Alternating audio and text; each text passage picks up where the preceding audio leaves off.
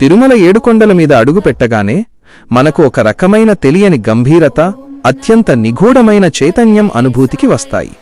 ఆ పచ్చని కొండల మధ్య మబ్బుల మేఘాల చాటున దాగి ఉన్న ఆ క్షేత్రం కేవలం ఒక దేవాలయం మాత్రమే కాదు, అది మానవ మేధస్సుకు అందని ఎన్నో అద్భుతాలకు, విజ్ఞాన శాస్త్రం వివరించలేని రహస్యాలకు నిలయం. ప్రపంచంలోనే అత్యంత రహస్యమయమైన శక్తులు ఇక్కడ నిక్షిప్తమై ఉన్నాయని, ఆ గర్భాలయంలో వెలిగే జ్యోతి నుండి స్వామి విగ్రహం వరకు ప్రతీదీ ఒక అంతుచిక్కని వింత అని మనకు అర్థమవుతుంది. ఈ వీడియోలో తిరుపతిలో ఉన్న 9 అద్భుతాలు ఏవి, అవి ఎందుకు ఇప్పటికీ చర్చకు వస్తున్నాయి అనేది తెలుసుకుందాం. తిరుమలలో మనం గమనించాల్సిన మొదటి అద్భుతం ఆకాశ గంగ. ఈ కొండల మీద ఎక్కడో ఎత్తైన ప్రదేశం నుండి నిరంతరం నీరు ప్రవహిస్తూనే ఉంటుంది. అసలు ఎటువంటి ఆధారం లేని ఆ ఎత్తైన శిఖరాల నుండి నీరు ఎలా వస్తుంది, ఆ నీటిధార ఎన్నడూ ఎందుకు ఎండిపోదు అనేది ఇప్పటికీ ఒక మహామిస్టరీ. ఆకాశం నుండి నేరుగా ఆ నీరు స్వామివారి పాదాలను తాకడానికి వస్తుందా అన్నట్లుగా ఉండే ఆ జలపాతం వెనుక ఉన్న భౌగోళిక కారణాలు శాస్త్రవేత్తలకు కూడా పూర్తిస్థాయిలో అర్థం కాలేదు. ఆ నీరు అత్యంత పవిత్రమైనదని, అందులో ఒక రకమైన దైవిక శక్తి ఉందని భక్తులు బలంగా నమ్ముతారు. దీనిని అనుసరిస్తూ మనం గర్భాలయంలో ఉన్న శ్రీ వెంకటేశ్వర స్వామి విగ్రహం యొక్క అద్భుత రూపాన్ని దర్శించుకోవాలి. స్వామి విగ్రహం ఒక అరుదైన శాలిగ్రామ శిలతో తయారైంది. ఈ శిల యొక్క ప్రత్యేకత ఏమిటంటే ఇది అత్యంత కఠినమైనది, కాని విగ్రహాన్ని చూస్తే మాత్రం అది శిలలా కాకుండా ఒక జీవమున్న మనిషిలా కనిపిస్తుంది. విగ్రహం యొక్క ముఖ కవళికలు, చేతివేళ్లు, గోళ్లు కూడా అత్యంత సహజంగా ఉంటాయి. ఇక్కడే ఒక పెద్ద అద్భుతం దాగి ఉంది. గర్భాలయంలో స్వామి విగ్రహం ఎప్పుడూ ఒకే రకమైన ఉష్ణోగ్రతను కలిగి ఉంటుంది. సాధారణంగా రాతి విగ్రహాలు వాతావరణాన్ని బట్టి చల్లగా మారుతుంటాయి, కాని తిరుమల స్వామి విగ్రహం ఎప్పుడూ 110 డిగ్రీల ఫారెన్హీట్ వెచ్చదనంతో ఉంటుంది. ప్రతిరోజూ ఉదయం స్వామివారికి అభిషేకం చేసిన తర్వాత పట్టువస్త్రంతో విగ్రహాన్ని తుడిచినప్పటికీ కొద్దిసేపటికే విగ్రహం మీద చిరుచెమట చుక్కలు కనిపిస్తాయి. అర్చకులు స్వామివారి వెనుక భాగాన్ని తుడిచినప్పుడు అది వెచ్చగా, తేమగా ఉన్నట్లు అనుభూతి చెందుతారు. ఇది ఒక నిర్జీవమైన శిల నుండి ఎలా సాధ్యమవుతుంది అనేది ప్రపంచాన్ని విస్మయపరిచే ఒక అంతుచిక్కని అద్భుతం. ఆలయ నిర్మాణ శైలి గురించి మాట్లాడుకుంటే అది మరొక గొప్ప వింత. వేల అడుగుల ఎత్తులో ఉన్న ఈ కొండల మీదకు టన్నుల కొద్దీ బరువున్న భారీ శిలలను ఎలా తీసుకువెళ్లారు? అప్పట్లో ఎటువంటి యంత్రాలు లేకపోయినా అంతటి ఖచ్చితత్వంతో ఆనంద నిలయాన్ని ఎలా నిర్మించారు అనేది ఒక ఇంజనీరింగ్ అద్భుతం. ముఖ్యంగా ఆనంద నిలయం అని పిలువబడే గర్భాలయ విమానం మీద ఉన్న బంగారు తాపడం వెనుక ఉన్న లోహశాస్త్రం అద్భుతమైనది. తరతరాలుగా వాతావరణ మార్పులకు లోనవుతున్న ఆ బంగారం తన మెరుపును ఏమాత్రం కోల్పోకపోవడం గమనార్హం.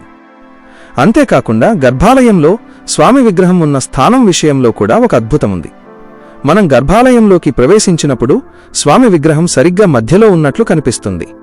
కాని ఆలయం వెలుపల నిలబడి గమనిస్తే ఆ విగ్రహం కొంచెం కుడివైపుకు జరిగి ఉన్నట్లు స్పష్టంగా తెలుస్తుంది.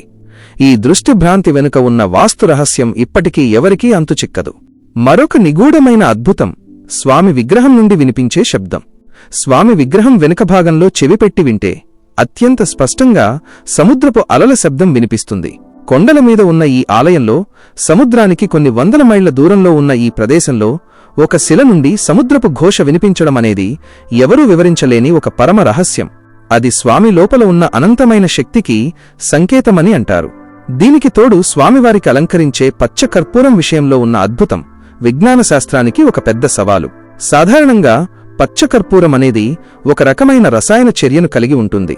దాన్ని ఏదైనా రాతిమీద పూస్తే కొంతకాలానికి ఆ రాయి పగుళ్ళివ్వడం సహజం. కాని తిరుమల స్వామి విగ్రహానికి ప్రతిరోజూ పచ్చ కర్పూరం పూస్తారు. ఆశ్చర్యకరంగా ఆ విగ్రహం మీద ఎటువంటి పగుళ్లు ఏర్పడకపోగా ఆ శిల మరింత మృదువుగా, కాంతివంతంగా మారుతుంది.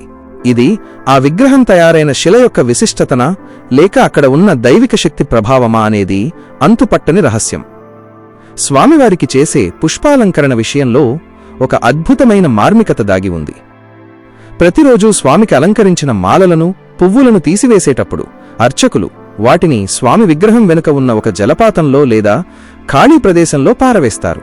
అలా పారవేసిన పువ్వులు కొద్దిసేపటికే మాయమైపోతాయి. అత్యంత ఆశ్చర్యకరమైన విషయం ఏమిటంటే ఆ పువ్వులు తిరుమల నుండి సుమారు 20 మైళ్ల దూరంలో ఉన్న వేర్పూరు అనే గ్రామంలో కనిపిస్తాయట.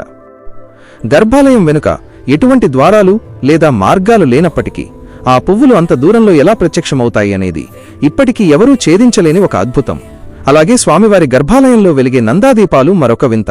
ఈ దీపాలు ఎప్పుడు వెలిగించారో ఎవరికీ తెలియదు. తరతరాలుగా అవి నిరంతరం వెలుగుతూనే ఉన్నాయి. ఆశ్చర్యకరమైన విషయం ఏమిటంటే ఆ దీపాలలో ఎప్పుడూ నూనె కానీ నెయ్యి కానీ వెయ్యరు. ఎటువంటి ఇంధనం లేకుండానే ఆ దీపాలు ఎన్నడూ ఆరిపోకుండా ఎలా వెలుగుతున్నాయనేది భక్తులనే కాదు, మేధావులను కూడా ఆశ్చర్యపరిచే విషయం.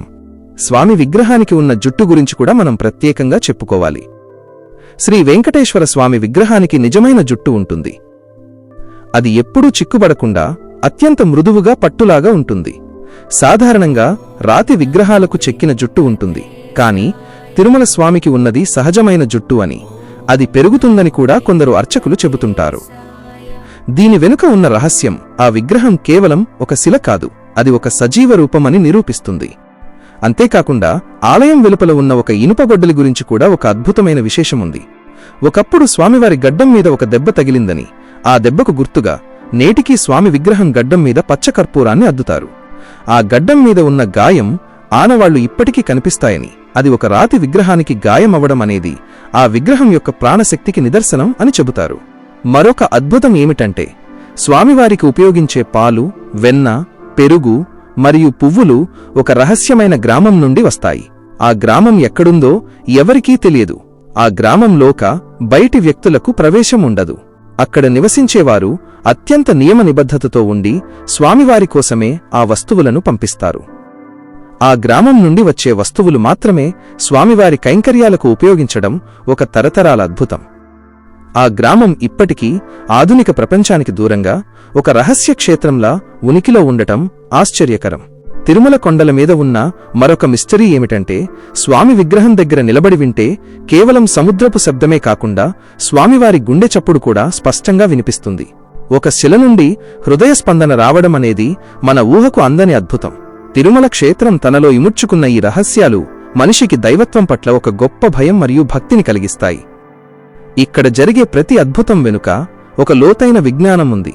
అది మన ప్రస్తుత శాస్త్ర పరిజ్ఞానానికి అందకపోవచ్చు, కాని ఆ విగ్రహం నుండి వచ్చే ప్రకంపనలు, ఆ గర్భాలయంలోని శక్తి ప్రతి భక్తుణ్ణి ఒక ఉన్నత స్థితికి తీసుకువెళతాయి.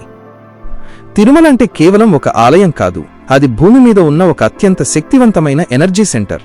అక్కడ ఉండే వాతావరణం, ఆ గాలి, ఆ నీరు అన్నీ ఒక రకమైన దివ్యత్వాన్ని కలిగి ఉంటాయి. ఈ 9 అద్భుతాలు కేవలం పైపైన కనిపించే విశేషాలు మాత్రమే కాదు, అవి ఆ క్షేత్రం యొక్క అసలైన ఆత్మ. కాలం మారుతున్నా, నాగరికత పెరుగుతున్నా, తిరుమలలో వెలిగే ఆ జ్యోతి, ఆ స్వామి యొక్క మహిమలు తరతరాల వరకు మానవాళిని విస్మయపరుస్తూనే ఉంటాయి. స్వామివారిని దర్శించుకున్నప్పుడు మనకు కలిగే ఆ ప్రశాంతత, ఆ ఒక్క క్షణం మనల్ని మనం మర్చిపోయే స్థితి అన్నిటికంటే పెద్ద అద్భుతం. గర్భాలయంలోని ఆ నిశ్శబ్దం మనకు ఎన్నో సమాధానాలను ఇస్తుంది. తిరుమల అంటే ఒక అంతులేని రహస్యాల నిలయం. అక్కడ అడుగుపెట్టే ప్రతి ఒక్కరూ ఆ దివ్యశక్తిని ఏదో ఒక రూపంలో అనుభూతి చెందుతారు. ఈ అద్భుతాలు మనకు నేర్పేది ఒక్కటే: మన విజ్ఞానానికి అందని సత్యాలు ఈ విశ్వంలో ఎన్నో ఉన్నాయని, వాటన్నిటికీ మూలం ఆ ఏడుకొండల స్వామి అని. ఆ కొండల మీద వినిపించే వేద మంత్రాలు, ఆ గాలిలో ఉండే సుగంధం, ఆ విగ్రహం నుండి ప్రసరించే వెలుగు, ఇవన్నీ కలిసి మనల్ని ఒక పరమ సత్యం వైపు నడిపిస్తాయి. తిరుమల యొక్క వైభవం కేవలం ఆభరణాలలోనో సంపదలోనో లేదు, అది అక్కడ దాగి ఉన్న ఈ అంతుచిక్కని అద్భుతాలలో ఉంది. ఆ రహస్యాలను గౌరవించడం, ఆ శక్తిని అనుభూతి చెందడమే మనకు లభించే అతిపెద్ద వరం. తిరుమల అంటే ఒక నిరంతర అద్భుతం. అది ఎప్పటికీ మనిషిని ఆశ్చర్యపరుస్తూనే ఉంటుంది. చివరగా చెప్పాలంటే, తిరుమల వెంకటేశ్వర స్వామి క్షేత్రమనేది మన చైతన్యానికి మరియు ఆ దైవిక శక్తికి మధ్య ఉన్న ఒక వారధి. అక్కడ మనం చూసే ప్రతి వింత, మనం వినే ప్రతి అద్భుతం మనలోని నమ్మకాన్ని మరింత బలపరుస్తాయి. ఆకాశ గంగ నుండి గర్భాలయంలోని దీపాల వరకు ప్రతిదీ ఒక అద్భుతమైన ప్రయాణం. ఈ అద్భుతాలను అర్థం చేసుకోవడమంటే మనల్ని మనం అర్థం చేసుకోవడమే. ఆ ఏడుకొండల స్వామి నీడలో ప్రతిదీ ఒక మాయలా, ఒక మహిమలా కనిపిస్తుంది. ఆ మహిమలే తిరుమలను ప్రపంచంలోనే అత్యంత పవిత్రమైన మరియు రహస్యమయమైన క్షేత్రంగా నిలబెట్టాయి. ఈ అద్భుతాల గురించి ఎంత చెప్పుకున్నా తక్కువే, ఎందుకంటే అవి అనుభవించే కొద్దీ కొత్తగా అనిపిస్తాయి. తిరుమల అంటే ఒక నిత్య నూతన అద్భుతం.